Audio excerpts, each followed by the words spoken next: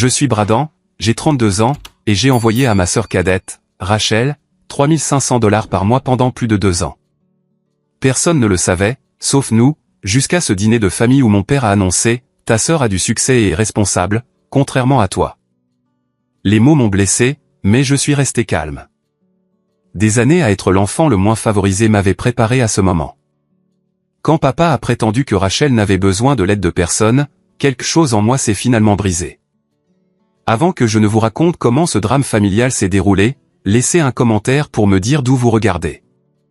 Cliquez sur le bouton j'aime et abonnez-vous si vous avez déjà été confronté au favoritisme familial. Grandir dans la banlieue de Boston a beaucoup façonné qui je suis aujourd'hui. Notre maison coloniale de 2 étages sur Maple Street semblait parfaite de l'extérieur, tout comme notre famille essayait de paraître aux yeux des voisins et des amis. Mon père, Greg, était un conseiller financier sévère qui mesurait le succès en promotion et en signes de dollars. Il portait des costumes impeccables même le week-end et se déplaçait avec un air de supériorité qui intimidait la plupart des gens, y compris son propre fils.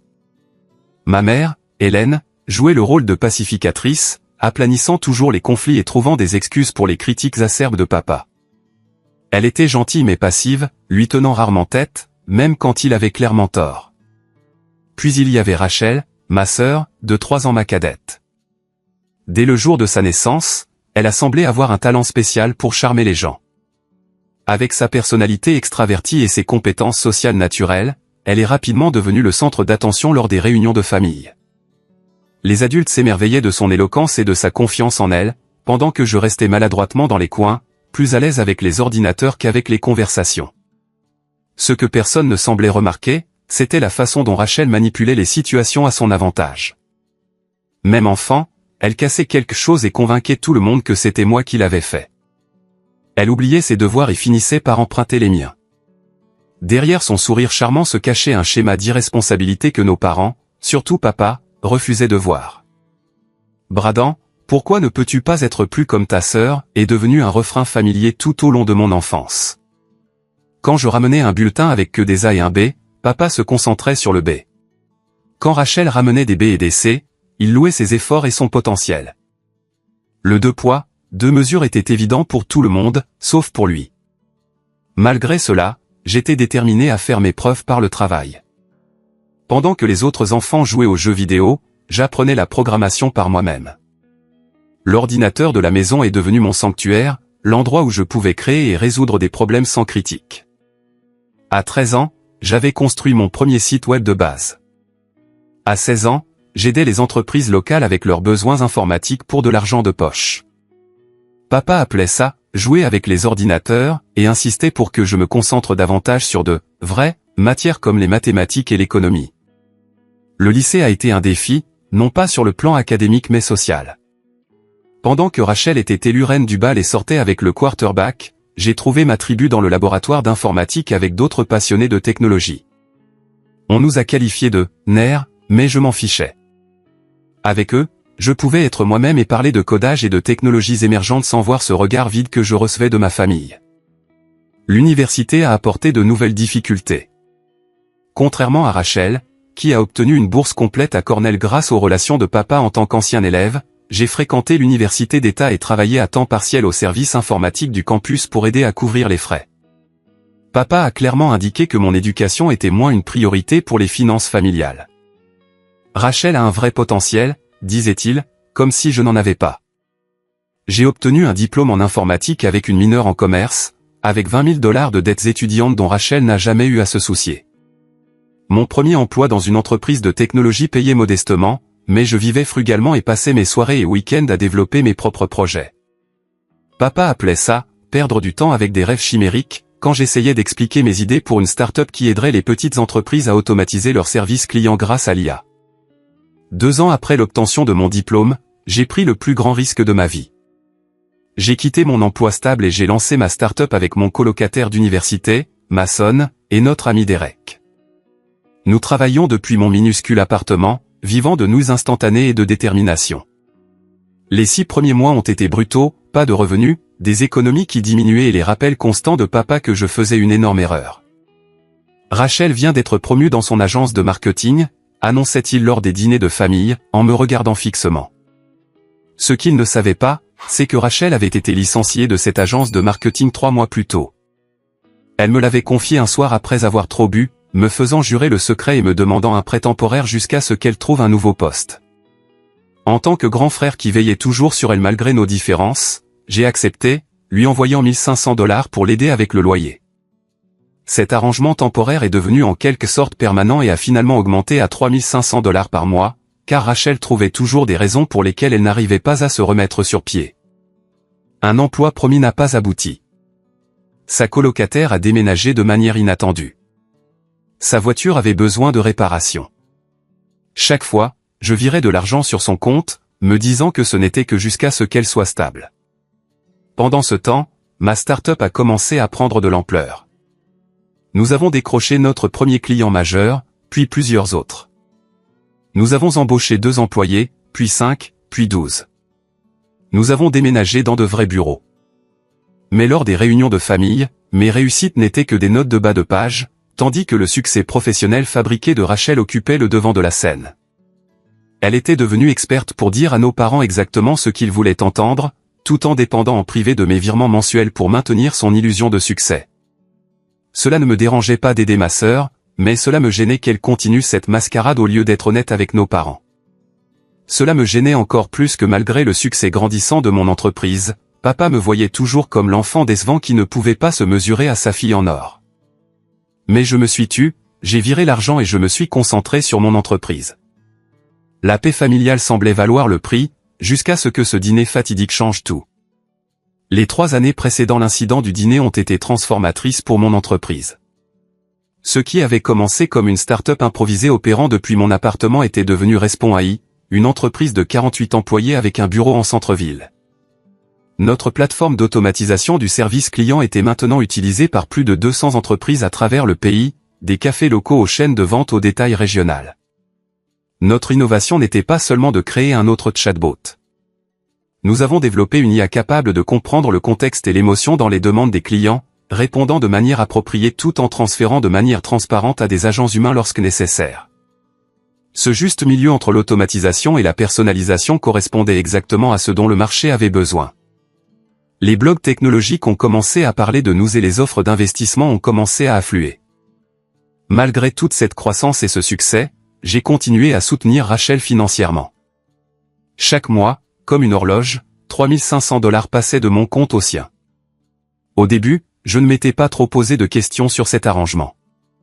La famille est de la famille, n'est-ce pas? Mais au fil des mois et des années, certaines choses ont commencé à me déranger. L'Instagram de Rachel racontait une histoire qui ne correspondait pas à quelqu'un en difficulté financière. La voilà dans un complexe de luxe à Cabo.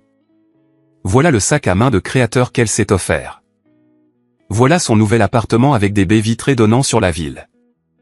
Chaque publication était légendée avec de vagues citations inspirantes sur la manifestation du succès et le fait de vivre sa meilleure vie, soigneusement construite pour suggérer qu'elle s'épanouissait professionnellement sans revendiquer explicitement de réalisations spécifiques.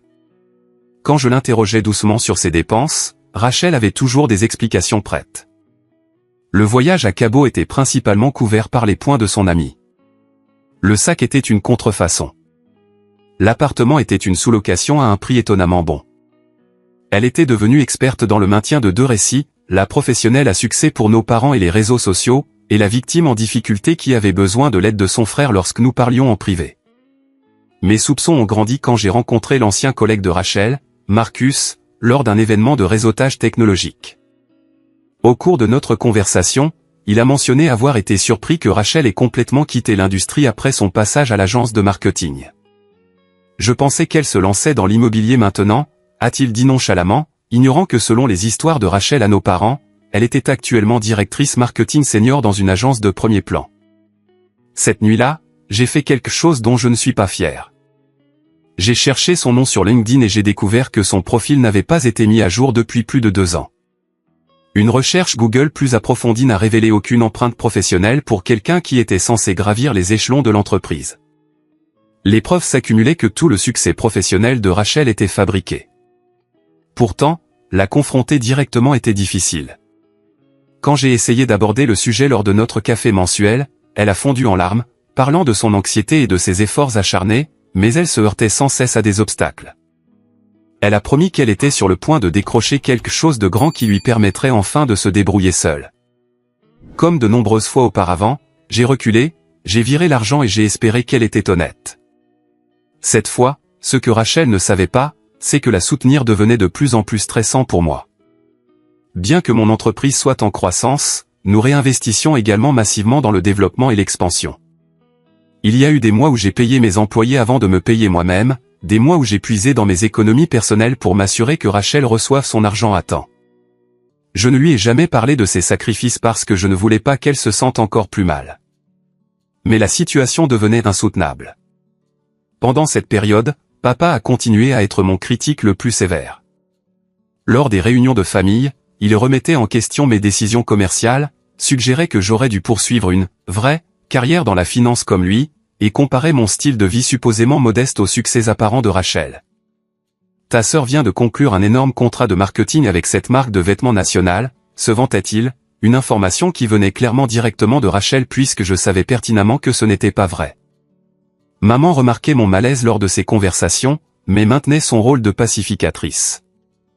Une fois, alors que nous étions seuls dans la cuisine, elle m'a serré le bras et a dit « Ton père veut juste ce qu'il y a de mieux pour vous deux. » Il l'exprime mal parfois. Cette défense bien intentionnée de son comportement ne faisait que me sentir plus isolé dans la reconnaissance du dysfonctionnement de notre dynamique familiale. 3 semaines avant le dîner, 2 événements importants se sont produits. Premièrement, mon entreprise a obtenu un important accord d'investissement qui nous permettrait de nous développer à l'échelle nationale, un succès légitime et qui change la vie, que même papa ne pourrait pas diminuer.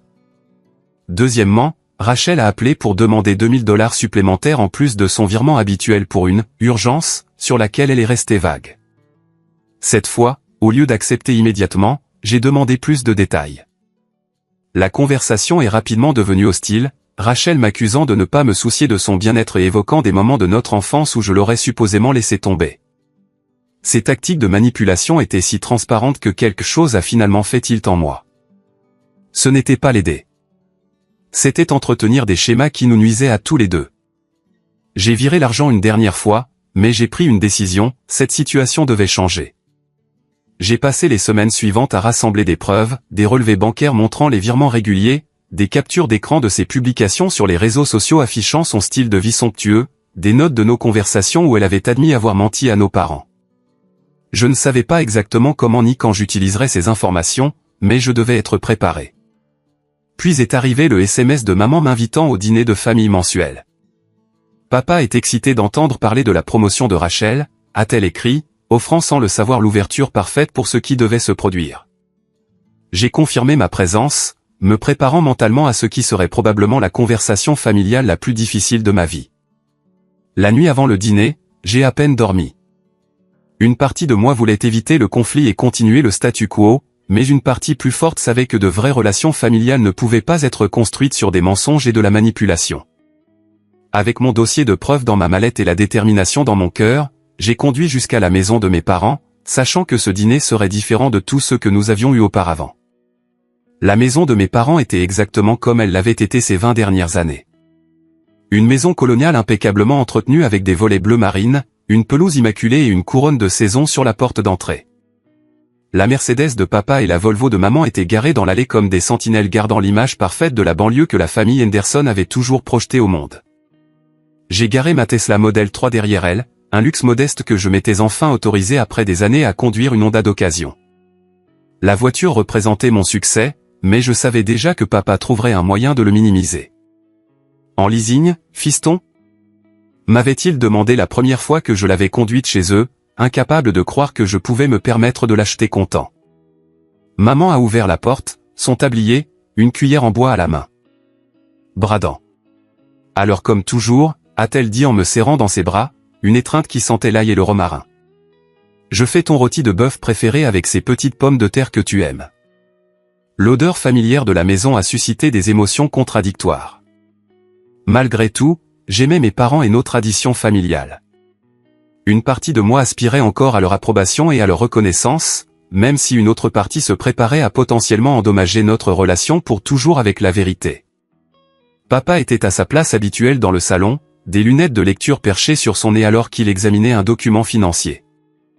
Il a levé les yeux brièvement quand je suis entré. Fiston, a-t-il reconnu d'un signe de tête avant de retourner à ses papiers. Pas de câlin, pas de questions sur mon trajet ou sur comment j'allais. Sa distance émotionnelle avait été si constante tout au long de ma vie que je la remarquais à peine.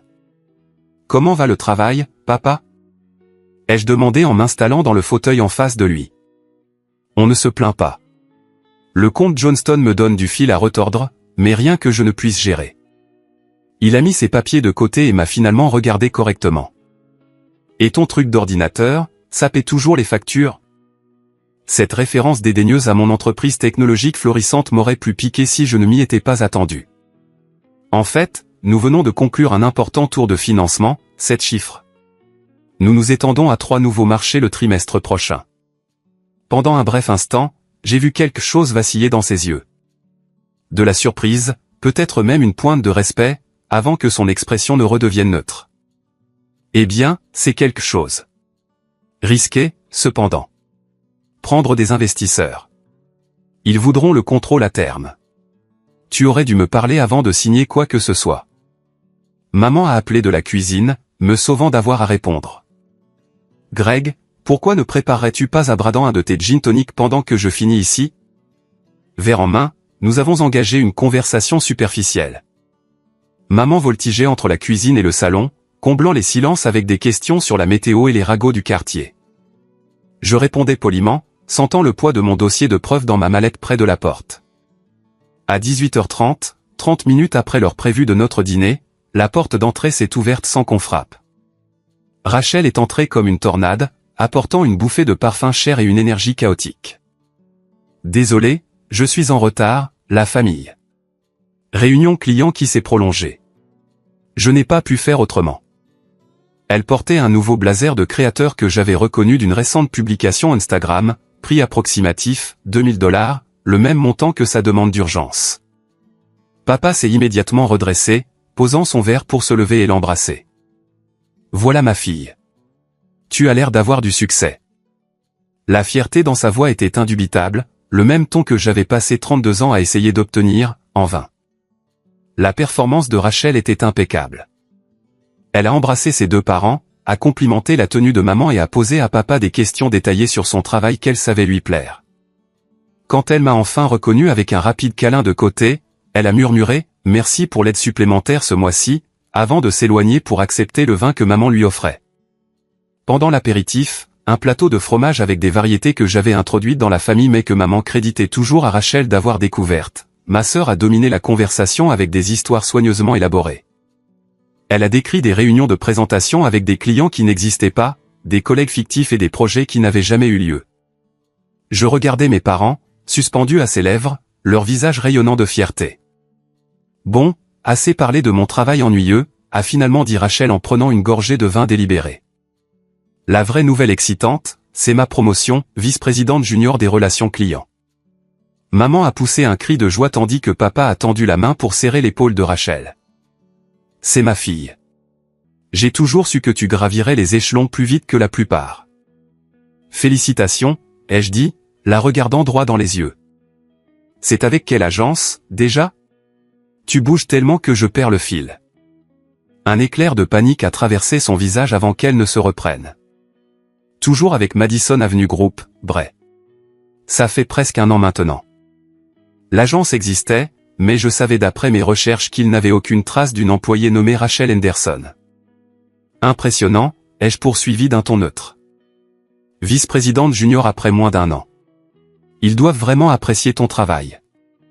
C'est le cas, a dit Rachel, soudainement très intéressée par le réarrangement de ses couverts. J'ai décroché le compte Luxe Cosmétique le mois dernier. 7 chiffres.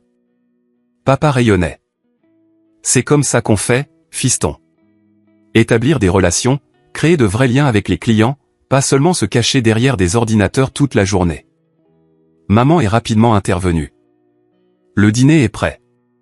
Passons à la salle à manger. Sentant clairement la tension monter, nous nous sommes déplacés vers la salle à manger formelle réservée aux dîners de famille et aux occasions spéciales. Avec sa table en merisier et la porcelaine de ma grand-mère que maman n'utilisait que lorsqu'elle voulait nous rappeler l'héritage et la tradition familiale. Alors que nous nous passions les plats, papa a continué ses louanges sur la trajectoire de carrière de Rachel. Vice-présidente junior à 29 ans. C'est pratiquement du jamais vu dans le marketing. Plus rapide que la fille de Parker, et il possède la boîte. Il a gloussé en coupant son rôti. Elle doit faire quelque chose de bien. Et elle a déjà remboursé tous ses prêts étudiants, en plus. C'était nouveau pour moi. Rachel m'avait confié des mois auparavant qu'elle avait complètement arrêté de payer ses prêts, utilisant des options de report tout en dirigeant ses revenus, ou plutôt mes virements, vers le maintien de son style de vie. Tu as remboursé tes prêts étudiants? Ai-je demandé, incapable de cacher ma surprise. Rachel m'a lancé un regard d'avertissement. Presque. Juste quelques paiements de plus. C'est bien, a dit papa fermement, comme pour me défier de remettre en question sa responsabilité. C'est ce que j'aime voir. Pas de raccourci. L'ironie était presque douloureuse. J'avais remboursé mes propres prêts étudiants 2 ans plus tôt grâce à un travail acharné et au succès de mon entreprise, mais papa l'avait à peine reconnu. Pendant ce temps, Rachel était louée pour une responsabilité financière fictive tout en étant littéralement financée par son frère. Au fur et à mesure que le dîner avançait, je me suis retrouvé de plus en plus silencieux, le dossier de preuve dans ma mallette m'appelant comme une sirène. Maman a remarqué mon silence et a essayé de m'inclure dans la conversation. Bradan, parle-nous un peu plus de l'expansion de ton entreprise. Ça a l'air passionnant. Avant que je ne puisse répondre, papa est intervenu. N'ennuyons pas Rachel avec tout ce jargon technique. Elle a eu une longue journée de vraies réunions avec de vraies personnes. Il a ri comme s'il avait fait une blague intelligente. C'est à ce moment-là que j'ai vu le léger sourire en coin sur le visage de Rachel alors qu'elle prenait une gorgée de son vin. Pas de l'embarras pour moi, pas de l'inconfort face à la grossièreté de papa, mais de la satisfaction. Ma sœur appréciait cette dynamique, ce déséquilibre qui avait défini notre famille pendant des décennies. Quelque chose a basculé en moi. La conversation a continué autour de moi, mais j'étais soudain certain de ce que je devais faire. La vérité devait éclater, pas seulement pour moi, mais pour nous tous, piégés dans des rôles qui avaient depuis longtemps cessé de servir un but sain. Je me suis excusé pour aller aux toilettes, m'arrêtant près de ma mallette en chemin pour récupérer le dossier de preuve. Avec l'enveloppe manie discrètement glissée sous mon bras, je suis retourné à la table juste au moment où maman servait le dessert, tarte aux pommes avec glace à la vanille. Une autre tradition familiale qui semblait soudainement vide de sens. Rachel était au milieu d'une histoire sur un voyage d'affaires à Chicago que je savais n'avoir pas eu lieu, quand papa a posé sa fourchette et a fait l'annonce qui allait tout changer. Vous savez, a dit papa en faisant tourner le reste de son vin, j'ai beaucoup pensé à vous deux ces derniers temps, et à quel point vous êtes devenus différents. Il a posé son verre avec une précision délibérée. Ta sœur a du succès et est responsable, contrairement à toi, Bradan. La table est tombée dans le silence. Même Rachel semblait surprise par la franchise de son attaque, bien que j'aie surpris la légère courbe ascendante de ses lèvres avant qu'elle ne recompose son visage en une expression plus appropriée d'inconfort. Papa a continué, s'échauffant sur son thème. Rachel a toujours compris la valeur des parcours professionnels traditionnels, de créer des liens avec de vraies personnes au lieu de se cacher derrière la technologie. Regardez-la. Déjà vice-présidente junior, respectée dans son industrie, financièrement indépendante. Maman a posé sa main sur son bras. Greg, ce n'est peut-être pas le moment. Il l'a repoussé. Non, Hélène, ce sont des adultes. Nous pouvons parler franchement. Il s'est retourné vers moi. Fiston, j'ai essayé de te guider vers des choix sensés toute ta vie, mais tu as insisté pour suivre ton propre chemin. C'est ton droit. Mais ne t'attends pas à ce que je prétende que ta sœur n'a pas pris des décisions objectivement meilleures. Je suis resté parfaitement immobile, sentant un étrange calme m'envahir. C'était le moment. Le moment que j'attendais sans le savoir. Rachel se débrouille seule, a déclaré papa avec finalité. Elle n'a besoin de l'aide de personne. C'est la différence entre vous deux. Ça l'a toujours été. Le dossier pesait lourdement sur mes genoux alors que je regardais mon père droit dans les yeux. Parfait, dis-je doucement. Mes virements mensuels de 3500 $ à Rachel prennent fin aujourd'hui. Les mots ont atterri comme une bombe. La fourchette de papa a cliqueté contre son assiette. Maman s'est figée, son verre d'eau à mi-chemin de ses lèvres. Et Rachel, le visage de Rachel s'est vidé de toute couleur. De quoi tu parles? a exigé papa en nous regardant tour à tour. Rachel s'est rapidement reprise, forçant un rire. Bradan est juste dramatique. Il m'a aidé avec le loyer 1 ou 2 fois quand j'étais entre 2 emplois l'année dernière, il fait comme si c'était quelque chose de continu. J'ai ouvert le dossier et j'ai posé le premier relevé bancaire sur la table. 2 ans et 4 mois de virement, chaque mois sans faute. 3500 $ de mon compte à celui de Rachel. Papa a fixé le relevé, puis l'a attrapé pour l'examiner de plus près, son instinct de conseiller financier prenant le dessus malgré son choc. Ça pourrait être pour n'importe quoi. Un accord commercial, un remboursement de prêt, j'ai posé un autre relevé sur la table, puis un autre, et un autre. Un rythme régulier de preuves s'étalant sur plus de 2 ans. Il y a plus, dis-je calmement. Des SMS où Rachel admet vous mentir sur sa carrière.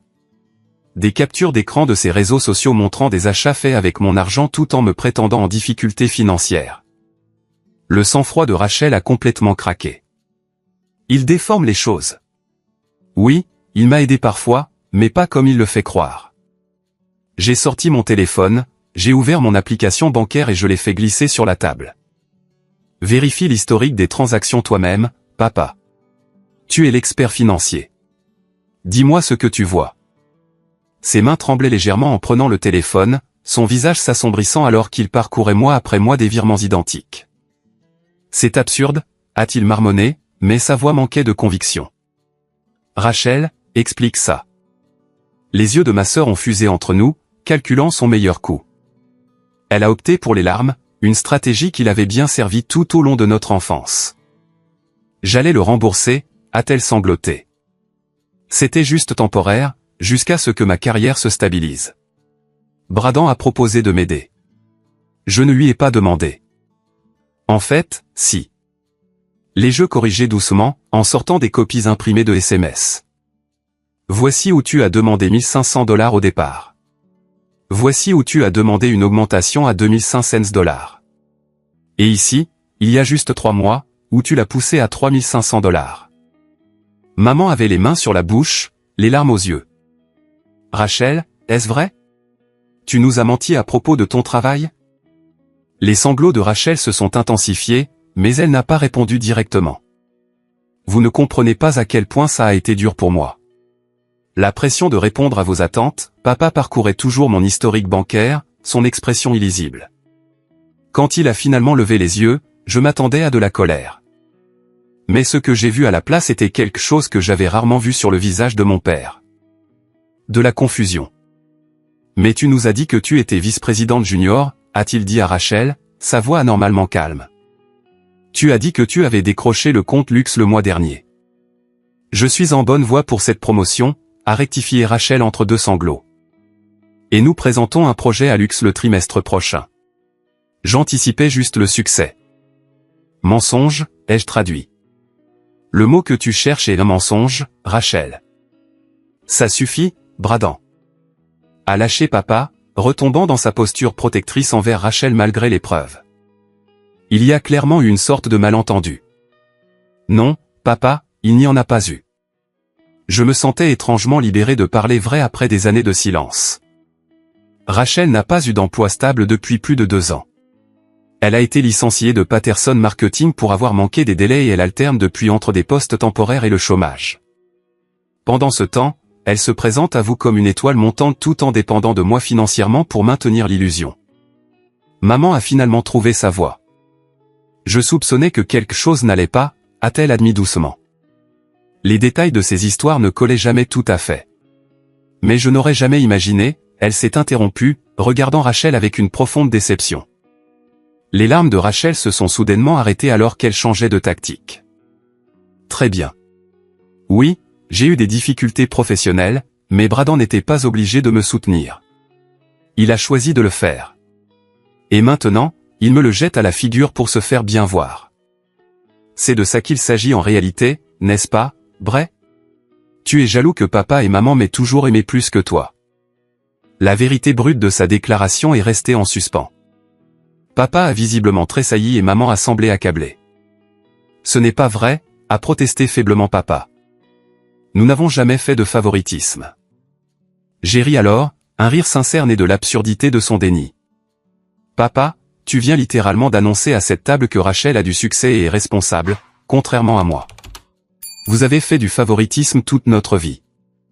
J'ai juste été plus dur avec toi parce que j'attendais plus de toi, parce que je te poussais à réussir. Garde tes excuses. J'ai été surpris par la fermeté de ma voix. La vérité, c'est que j'ai réussi au-delà de tout ce que vous avez reconnu. Mon truc d'ordinateur est maintenant une entreprise de plusieurs millions de dollars avec près de 50 employés. J'ai remboursé mes prêts étudiants, acheté une maison et j'ai réussi à soutenir votre enfant en or pendant plus de 2 ans sans que personne ne s'en aperçoive. Rachel a fait une dernière tentative désespérée. J'allais tout vous dire, à vous deux, une fois que je serai de nouveau sur pied. Bradan fait croire que c'est calculé, mais je traversais juste une mauvaise passe. Une mauvaise passe de 2 ans financée par ton frère, a souligné maman, son rôle de pacificatrice cédant enfin la place à la responsabilité parentale. Pendant que nous te louions et que nous le critiquions. Papa s'est adossé à sa chaise, l'épreuve devant lui impossible à nier, mais clairement difficile à accepter. Sa vision du monde, avec Rachel comme l'enfant réussi et responsable et moi comme le rêveur décevant, s'effondrait sous ses yeux. Pourquoi ne nous as-tu pas dit que tu avais des difficultés, Rachel ? A-t-il demandé, sa voix plus douce que je ne l'avais prévu. Parce que vous avez toujours attendu la perfection. A éclaté Rachel. Savez-vous à quel point c'est terrifiant d'être votre enfant à succès ? Le moindre échec semble catastrophique. C'était la chose la plus honnête qu'elle ait dite de toute la soirée. Et malgré tout, j'ai ressenti une pointe de sympathie pour ma sœur. Les attentes de notre père nous avaient endommagés tous les deux, mais de différentes manières. Et toi, papa s'est tourné vers moi, luttant pour concilier sa perception avec la réalité. Pourquoi as-tu entretenu cette tromperie ? Pourquoi la soutenir en secret au lieu de venir nous voir ? M'auriez-vous cru plutôt que Rachel ? Ai-je simplement demandé. En 32 ans, quand ma parole a-t-elle jamais pesé plus que la sienne dans cette famille ? Son silence était une réponse suffisante. Je me suis levé, rassemblant les preuves dans mon dossier. Je ne fais pas ça pour blesser qui que ce soit, mais j'en ai fini d'être le bouc émissaire de la famille tout en finançant la fausse histoire de succès de l'enfant en or. Rachel doit se débrouiller seule pour de vrai cette fois. Et vous deux, vous devez nous voir pour qui nous sommes réellement, pas pour qui vous avez décidé que nous devrions être. Bradan, s'il te plaît. Rachel a attrapé mon bras, la panique dans les yeux. Je ne peux pas payer mon appartement sans ton aide. Où suis-je censé aller ? Tu pourrais commencer par trouver un vrai travail, ai-je suggéré, ou déménager dans un appartement que tu peux te permettre avec tes propres revenus. Tu sais, les responsabilités de base d'un adulte. Tu ne peux pas simplement me couper les vivres complètement. Sa voix est montée, stridente. Après tout ce que nous avons vécu en tant que frères et sœurs. Je ne suis pas ton parent, Rachel. Je suis ton frère. J'ai entretenu un schéma destructeur, et ça s'arrête ce soir. Papa a finalement retrouvé ses esprits. Attends une minute. Tu ne peux pas juste lancer cette bombe et partir. Nous devons en discuter en famille. Malgré l'épreuve, il essayait toujours de reprendre le contrôle de la situation. Nous en discutons depuis environ 30 minutes, ai-je répondu. Ce qui est à peu près 29 minutes de plus que le temps que tu as jamais passé à considérer mon point de vue sur quoi que ce soit. Je pense que nous avons terminé pour ce soir. J'ai pris ma mallette et je me suis dirigé vers la porte, me sentant plus léger que je ne l'avais été depuis des années, malgré le chaos qui éclatait derrière moi. Si tu franchis cette porte, tu choisis de fracturer cette famille. M'a crié papa, sa voix portant ce ton autoritaire familier qui m'avait intimidé pendant des décennies. Je me suis retourné une dernière fois. Non, papa.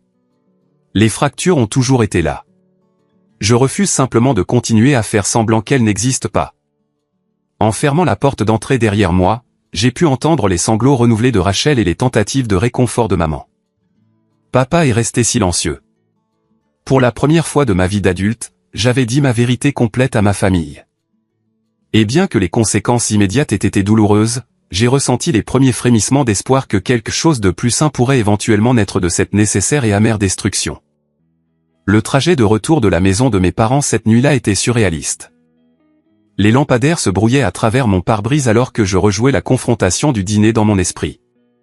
Une partie de moi était sous le choc de mes propres actions. Je l'avais vraiment fait. Après des années de soumission silencieuse, j'avais enfin exposé la vérité et tenu bon. Une autre partie ressentait un étrange mélange de libération et de deuil. Les systèmes familiaux, même dysfonctionnels, offrent une sorte de sécurité dans leur prévisibilité. Je venais de briser le nôtre de manière irréparable. Mon téléphone a commencé à vibrer sans cesse avant même que j'atteigne mon allée. Le nom de Rachel s'affichait sur l'écran, à plusieurs reprises, entrecoupé de SMS. Comment as-tu pu me faire ça? Je vais être expulsé. Rappelle-moi tout de suite. Tu as tout gâché. J'ai mis le téléphone en sourdine, je suis entré, je me suis versé 2 doigts de whisky et je me suis assis dans l'obscurité de mon salon. La confrontation avait été nécessaire, mais cela ne rendait pas les conséquences plus faciles à supporter. Le lendemain matin, ma messagerie vocale était pleine. Rachel avait appelé 17 fois, maman 6 fois, et même papa avait laissé un message, quelque chose de pratiquement sans précédent. Je n'étais pas encore prêt à interagir avec eux, alors je me suis douché, je me suis habillé et je suis allé au bureau comme si c'était un jour normal. Mon partenaire commercial, Mason, n'a eu qu'à regarder mon visage pour m'entraîner dans notre salle de conférence. Tu leur as enfin dit, n'est-ce pas? A-t-il demandé en fermant la porte derrière nous. Mason était l'une des rares personnes au courant de mon soutien financier à Rachel et il m'encourageait à mettre fin à cet arrangement depuis des mois. J'ai hoché la tête, lui donnant une version abrégée des événements de la nuit précédente. Il était temps, a-t-il dit en me serrant l'épaule. Comment tu tiens le coup? Honnêtement, je ne sais pas encore. Quelque part entre soulagé et terrifié. C'est logique. Écoute, prends ta journée si tu en as besoin. La proposition Harrison peut attendre. J'ai secoué la tête. Le travail est exactement ce dont j'ai besoin en ce moment. De la normalité, un but. Vers midi, le téléphone de mon bureau a sonné. Ma mère, appelant de sa ligne fixe, sachant que j'évitais peut-être les appels sur mon portable. J'ai décroché après un bref débat interne. Bradant. Sa voix suggérait qu'elle avait pleuré. S'il te plaît, ne raccroche pas. Je suis là, maman. Ce qui s'est passé hier soir, a-t-elle commencé, puis a hésité. Ton père et moi n'avions aucune idée de l'argent, de la situation professionnelle de Rachel, de rien de tout ça. Je sais que non, ai-je dit, m'adoucissant légèrement face à la détresse sincère de sa voix. Rachel est restée ici la nuit dernière. Ça a été difficile. Elle a tout avoué après ton départ. Enfin, la plupart des choses. Ton père, elle a fait une pause, choisissant clairement ses mots. Il est en train de digérer. Traduction, papa trouvait encore des moyens de justifier le comportement de Rachel et de minimiser le mien. Certains schémas ne se brisent pas en une seule nuit. Je te dois des excuses, a poursuivi maman. J'ai toujours su que ton père était plus dur avec toi. Et je me disais que c'était juste sa façon de te pousser vers le succès. J'aurais dû intervenir davantage.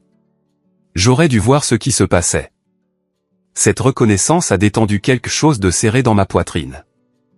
Merci de le dire. Viendras-tu ce week-end? Juste toi et moi.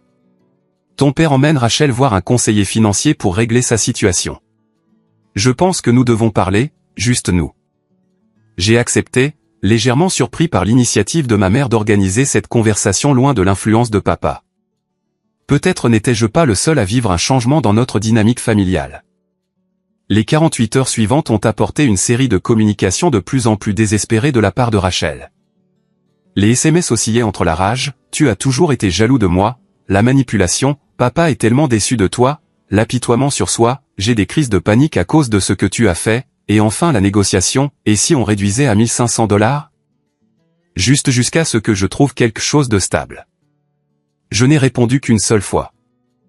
Je tiens à toi, mais cet arrangement est terminé. Je suis heureux de t'aider à revoir ton CV ou à t'entraîner pour des entretiens si tu veux une aide réelle pour avancer. Sa réponse fut un simple emoji de majeur. La communication de papa était plus mesurée, mais tout aussi révélatrice. Son message vocal, laissé à 23h23 la nuit après le dîner, avait un léger aisément suggérant qu'il avait bu, ce qu'il faisait rarement à l'excès. Fiston, je pense que tu as mal interprété beaucoup de choses au fil des ans. Mes attentes envers toi ont toujours été différentes parce que tu es différent de ta sœur, plus capable à bien des égards. Je t'ai poussé plus fort parce que tu pouvais le supporter. Je ne dis pas que Rachel n'a pas fait d'erreur. Clairement, elle en a fait. Mais exposer les affaires de famille de cette manière, il y avait de meilleures approches. Appelle-moi quand tu seras prêt à en discuter rationnellement. Même face à des preuves irréfutables, il représentait son favoritisme comme un compliment, tordant la réalité pour maintenir son image de père juste qui avait toujours agi dans notre meilleur intérêt. La dissonance cognitive était presque impressionnante. 3 jours après le dîner, Rachel s'est présentée à mon bureau sans prévenir. Mon assistante, Diana, a essayé de l'intercepter, mais Rachel l'a bousculée, faisant irruption dans ma réunion avec des investisseurs potentiels. Je dois parler à mon frère. C'est une urgence familiale, a-t-elle annoncé à la salle. Le masque professionnel que j'avais maintenu pendant des jours a glissé alors que je m'excusais et que je traînais pratiquement Rachel dans un bureau vide. Qu'est-ce que tu fais? Ces gens envisagent un investissement de 2 millions de dollars dans mon entreprise. Les yeux de Rachel étaient cernés de rouge, son apparence habituellement impeccable visiblement négligée. Mon propriétaire a appelé. Sans le paiement de ce mois, je suis à la rue le 15. Le conseiller financier de papa dit que je dois déclarer faillite à cause de mes dettes de carte de crédit. Toute ma vie implose et toi, tu es ici à faire des millions. L'injustice de son point de vue était stupéfiante. Rachel, je t'ai soutenu pendant plus de 2 ans tout en bâtissant cette entreprise. Je t'ai donné plus de 80 000 dollars que tu as dépensés en articles de luxe et en vacances tout en mentant à nos parents sur ton succès. Et maintenant tu interromps mon vrai travail pour en demander plus. Tu ne comprends pas ce que c'est. Des larmes ont coulé sur ses joues. Tu as toujours été l'intelligent, celui qui pouvait réellement faire les choses. Moi, j'ai juste fait semblant toute ma vie. L'aveu m'a stupéfié et réduit au silence un instant. Derrière les larmes de Rachel, j'ai entrevu quelque chose que je n'avais jamais pleinement apprécié. Ma sœur était terrifiée. Sous la manipulation et le sentiment de droit, se cachait une profonde insécurité qui reflétait la mienne, simplement exprimée différemment. Rachel, dis-je plus doucement. C'est exactement pour ça que ça doit cesser. Le faux semblant, le mensonge. Tu es piégé dans ce cycle qui t'empêche de découvrir qui tu es vraiment et de quoi tu es capable. Mais j'ai besoin de plus de temps, a-t-elle plaidé. Juste quelques mois de soutien de plus pendant que je règle les choses. Je promets d'être honnête avec papa et maman à partir de maintenant. J'ai secoué la tête. Non. Le soutien financier est terminé. Mais je suis toujours ton frère et je t'aiderai par d'autres moyens si tu es sérieuse au sujet de faire des changements. Son visage s'est durci en réalisant que je ne me laisserai pas fléchir. Tu sais quoi, papa a raison à ton sujet. Tu as toujours été égoïste. Toujours eu besoin de prouver que tu es meilleur que tout le monde. Profite de ta précieuse entreprise et de ta supériorité morale. Je me débrouillerai sans toi. Elle est sortie en trombe, me laissant secouer, mais toujours résolue. La réunion avec les investisseurs a été sauvée, mais l'interaction avec Rachel m'a hanté tout au long de la journée. Ce week-end-là, je suis allé chez mes parents comme promis pour parler seul avec maman. Elle m'a accueilli avec une étreinte serrée et m'a conduit sur le porche arrière avec une cafetière. Pour la première fois de ma mémoire, elle semblait avoir vieilli, le stress du bouleversement familial évident dans de nouvelles rides autour de ses yeux. Rachel reste dans ton ancienne chambre pour l'instant, a-t-elle dit en versant du café dans la tasse Princeton de mon père. Une habitude inconsciente de me donner les articles les moins préférés qui en disaient long sur les schémas enracinés de notre famille. Ton père l'a aidé à vider son appartement hier. J'ai hoché la tête, peu surpris que Rachel ait déménagé chez eux plutôt que dans un endroit abordable pour elle. Comment ça se passe? C'est un ajustement. Maman a soupiré lourdement. Elle est en colère contre toi principalement, mais aussi contre nous pour ne pas l'avoir protégée, quoi que cela signifie. Ton père, elle a hésité. Il prend toujours son parti, ai-je suggéré. Il essaie de ne pas le faire, a-t-elle dit, ce qui était plus une reconnaissance de son parti pris que je n'en avais jamais entendu de sa part. Découvrir l'argent et les mensonges sur le travail l'a profondément secoué. Mais les vieilles habitudes ont la vie dure et Rachel sait exactement sur quel bouton appuyer avec lui. Nous sommes restés assis en silence un moment, sirotant du café et écoutant les oiseaux dans l'érable du jardin. Puis-je te demander quelque chose? A finalement dit maman. Pourquoi l'as-tu fait? La soutenir tout ce temps sans rien dire. J'ai réfléchi attentivement à la question. Au début, c'était vraiment juste pour l'aider à traverser une mauvaise passe. Mais ensuite c'est devenu je ne sais pas une preuve. Une preuve que j'étais capable de prendre soin des autres, que j'avais assez de succès pour subvenir à mes besoins et aider ma sœur. Que malgré les critiques constantes et les doutes de papa, j'avais bâti quelque chose de significatif. J'ai baissé les yeux sur mon café. Et peut-être qu'une partie de moi pensait que si je révélais un jour la vérité, cela forcerait enfin papa à me voir clairement. Maman a tendu la main sur la table et a pris la mienne. Je t'ai manqué en tant que mère, n'est-ce pas? En ne tenant pas tête au favoritisme de ton père. Nous jouons tous nos rôles assignés depuis longtemps, ai-je dit. Je suis aussi coupable que n'importe qui. J'aurais pu parler il y a des années au lieu d'entretenir la dynamique. Eh bien, nous parlons maintenant. Elle a serré ma main. Et pour ce que ça vaut, je t'ai toujours vu clairement, Bradan. J'ai toujours été fier de ton intégrité et de ta détermination, même si je ne le disais pas assez. Ces mots ont apaisé une blessure dont je n'avais pas pleinement conscience qu'elle était encore ouverte. Alors que je partais, la voiture de papa est entrée dans l'allée. Pendant un instant, j'ai envisagé de me dépêcher vers ma voiture pour l'éviter, mais j'ai décidé de ne pas le faire. Fuir ne résoudrait rien. Il s'est approché lentement, les mains dans les poches. Bradan, a-t-il dit avec un signe de tête raide. Papa. Nous sommes restés maladroitement sur le trottoir, des décennies de tension tacite entre nous. Ta mère me dit que ton entreprise se porte bien, a-t-il dit finalement. Le truc de l'IA, c'est, il a de nouveau hoché la tête, regardant au-delà de moi plutôt que vers moi. Bien. C'est bien. Ce n'était pas des excuses ni même une réelle reconnaissance de la situation, mais de la part de mon père, c'était quelque chose. Une petite fissure dans son armure de certitude.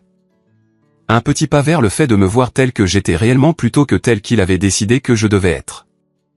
Merci, papa, ai-je dit, et je suis monté dans ma voiture. En partant, j'ai jeté un coup d'œil dans mon rétroviseur et je l'ai vu, toujours debout, me regardant partir. Un homme confronté, peut-être pour la première fois, à la possibilité que l'histoire qu'il s'était racontée sur sa famille n'ait jamais été la vraie. Les semaines qui ont suivi la confrontation du dîner se sont déroulées comme les suites d'une tempête, la destruction visible partout, mais aussi les premiers signes timides d'une nouvelle croissance émergeant du terrain déblayé. Mon téléphone est devenu un champ de bataille de récits concurrents. Rachel alternait entre des tirades de colère et des supplications larmoyantes, avec des périodes de silence occasionnelles que j'ai appris à coïncider avec le moment où papa prenait son parti dans les discussions familiales. Maman envoyait des mises à jour quotidiennes par SMS qui se lisaient comme des rapports de terrain d'une zone de guerre. Papa et Rachel se sont disputés sur ses efforts de recherche d'emploi ce matin, où Rachel rencontre un conseiller en crédit demain. Ton père a finalement insisté. Mon partenaire commercial, Mason, est devenu une source de soutien inattendue pendant cette période. Ayant été témoin de mon stress face à la situation familiale pendant des années, il a pris en charge du travail supplémentaire pour me donner de l'espace lorsque c'était nécessaire. Les problèmes de famille sont plus difficiles que n'importe quel défi commercial, a-t-il dit un soir alors que nous travaillions tard. Les entreprises ont des indicateurs de succès clairs.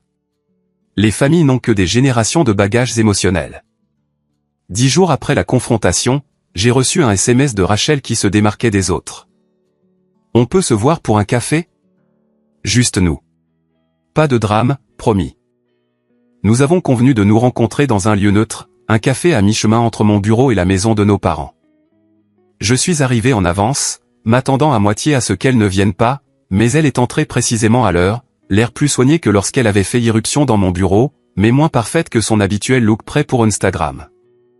Merci d'être venue, a-t-elle dit en se glissant dans la banquette en face de moi.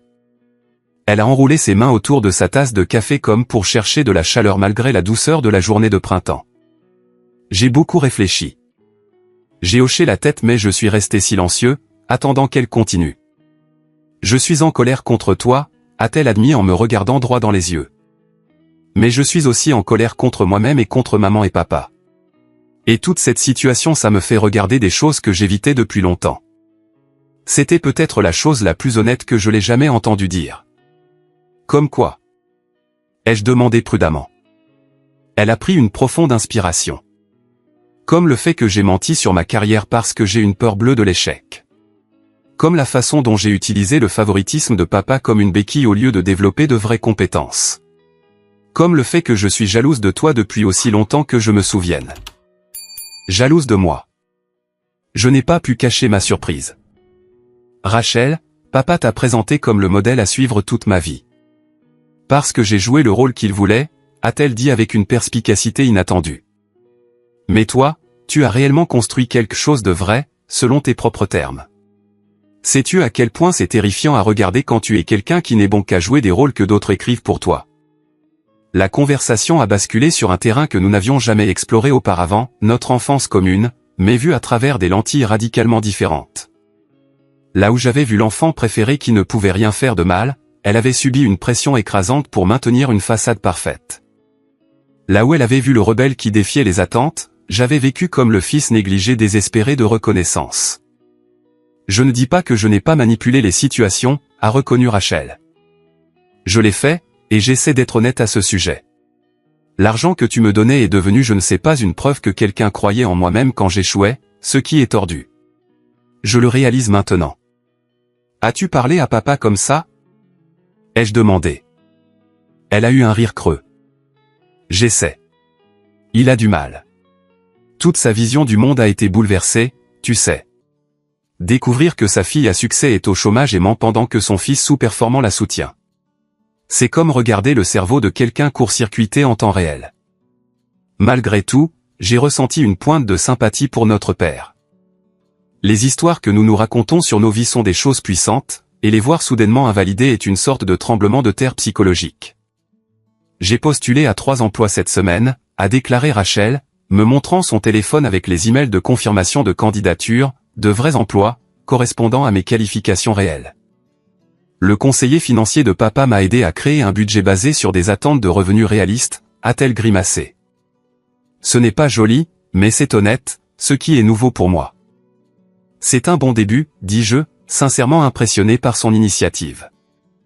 Je ne te demande pas de me faire confiance du jour au lendemain, a-t-elle ajouté rapidement. Je ne le ferai pas à ta place. Et je ne demande pas d'argent. Je ne veux pas perdre complètement mon frère à cause de mes erreurs. C'était la première fois depuis l'enfance que je voyais Rachel sans son armure soigneusement construite de charme et de manipulation. La vulnérabilité semblait sincère, et bien que je maintinsse un scepticisme sain, je reconnaissais aussi le courage qu'il lui a fallu pour m'approcher de cette manière. Nous avons un long chemin à parcourir, lui ai-je dit honnêtement. Mais je ne veux pas perdre ma sœur non plus. 3 jours plus tard, j'ai reçu un SMS de papa me demandant de le rencontrer pour déjeuner, seul à seul. Nous nous sommes retrouvés dans son steakhouse préféré, où le maître d'hôtel l'a salué par son nom et nous a conduits à la table de Monsieur Henderson, dans le coin. Les 15 premières minutes ont été remplies de petites conversations gênantes sur le sport et la météo. Papa a commandé son habituel scotch on the rock pendant que je m'en tenais à l'eau, voulant garder l'esprit clair pour ce qui allait suivre. Ta mère pense que je te dois des excuses, a-t-il finalement dit après l'arrivée de nos plats. J'ai attendu, la fourchette suspendue au-dessus de mon assiette. Il a coupé un morceau de steak précis, l'a mâché soigneusement et l'a avalé avant de continuer. Le truc, c'est que je ne suis pas tout à fait sûr de ce pourquoi je suis censé m'excuser. Te pousser à exceller, avoir des attentes. N'est-ce pas ce que les pères sont censés faire? J'ai posé ma fourchette. Papa, tu as passé toute ma vie à me comparer défavorablement à Rachel alors qu'elle échouait en réalité dans les choses mêmes pour lesquelles tu la louais. Cela va au-delà d'avoir des attentes. Il a légèrement tressailli à la franchise. Je n'ai jamais voulu, peu importe ce que tu voulais, les jeux interrompus, nous surprenant tous les deux. Ce qui compte, c'est ce que tu as fait. Et ce que tu as fait, c'est faire en sorte qu'un enfant se sente incapable de se mesurer tout en permettant à l'autre d'éviter ses responsabilités. Le visage de papa a rougi, et pendant un instant, j'ai cru qu'il allait se lever et partir. Au lieu de cela, il a posé son couteau et sa fourchette avec un soin délibéré. T'ai-je déjà parlé de mon père? A-t-il demandé de manière inattendue. J'ai secoué la tête. Grand-père Henderson était mort quand j'étais très jeune, et papa parlait rarement de lui. C'était un self-made man, parti de rien, qui a bâti une entreprise de construction prospère par la seule force de sa volonté. Les yeux de papa se sont concentrés sur quelque chose au-delà du restaurant. Il avait un seul mantra, il n'y a pas de place pour la faiblesse chez un homme Henderson. Toute erreur, toute émotion, tout écart par rapport à son plan était sanctionné par des conséquences. L'implication flottait dans l'air entre nous. J'ai juré de ne jamais être ce genre de père, a-t-il poursuivi. Que je ne lèverai jamais la main sur mes enfants comme il l'a fait sur moi. Et j'ai tenu cette promesse. C'est vrai, ai-je reconnu. La violence physique n'avait jamais fait partie de notre foyer. Mais je me suis rendu compte, avec l'aide plutôt insistante de ta mère, a-t-il ajouté avec l'ombre d'un sourire, qu'il y a d'autres façons d'endommager ses enfants. Des façons qui sont peut-être moins visibles, mais tout aussi durables. C'était la chose la plus proche de la conscience de soi que j'ai jamais entendue de mon père. Et cela m'a momentanément laissé sans voix. Je ne suis pas doué pour ça, a-t-il admis en faisant un geste vague entre nous, parler de sentiments, reconnaître ses erreurs. Ce n'était pas permis dans ma maison d'enfance, et j'ai passé 63 ans à l'éviter chaque fois que possible. Je sais, papa. Mais je suis désolé.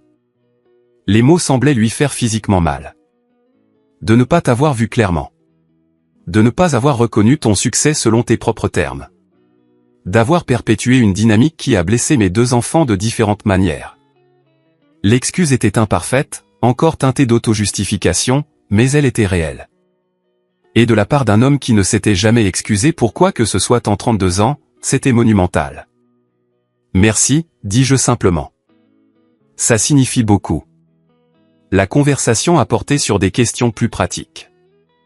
La recherche d'emploi de Rachel, sa situation financière et les mesures qu'elle prenait pour une indépendance véritable. Papa luttait clairement encore pour recalibrer sa perception de ses deux enfants, mais il faisait un effort que je n'aurais pas cru possible avant la confrontation. Alors que nous terminions le déjeuner, il m'a posé des questions sur mon entreprise d'une manière qui semblait différente de ses demandes dédaigneuses habituelles. Il a écouté activement pendant que j'expliquais nos récents développements, a posé des questions réfléchies sur notre modèle économique et a même offert des aperçus légitimement utiles sur notre stratégie d'expansion.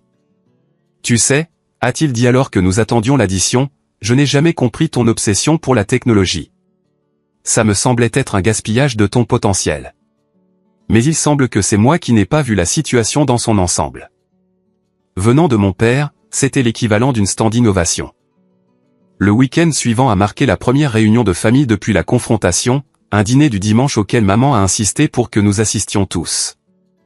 Nous devons commencer à reconstruire, m'a-t-elle envoyé par SMS. Et je fais des lasagnes, donc pas d'excuses.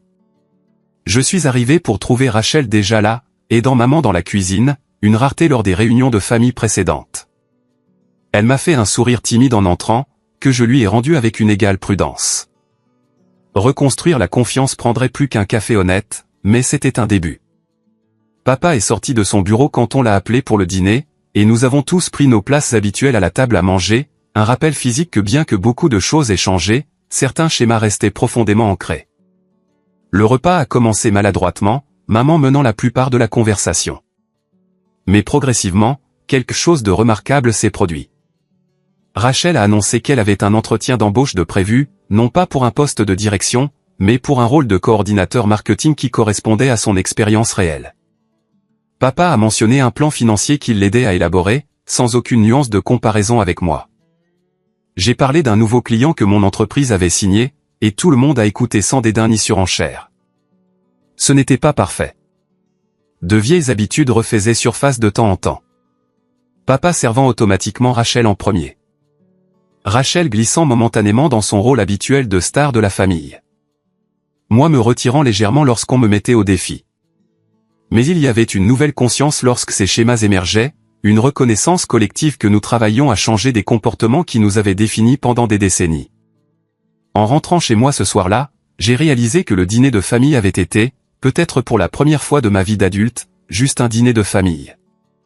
Pas une performance, pas une compétition, pas un exercice de maintien d'illusions confortables. Juste 4 personnes imparfaites partageant un repas et essayant, aussi maladroitement que ce soit, de se voir et de s'accepter les uns les autres tels que nous étions réellement. Le processus ne serait pas linéaire. Il y aurait des revers et de vieilles blessures ouvertes. Mais quelque chose de fondamental avait changé dans notre système familial, créant un espace pour qu'un type de relation différent puisse éventuellement grandir. 6 mois après le dîner qui a tout changé, je me tenais dans les nouveaux bureaux de mon entreprise en centre-ville, regardant les employés remplir l'espace agrandi avec énergie et détermination. Ce qui avait commencé comme 3 amis travaillant depuis mon appartement était devenu une entreprise florissante avec 63 membres d'équipe et des clients dans 4 pays. Le succès était doux, mais ce qui le rendait vraiment significatif, c'est que je n'avais plus besoin de la validation de personne d'autre pour reconnaître sa valeur. Mon téléphone a vibré avec un SMS de Rachel. J'ai eu la promotion. Assistante chef de produit marketing à partir du mois prochain.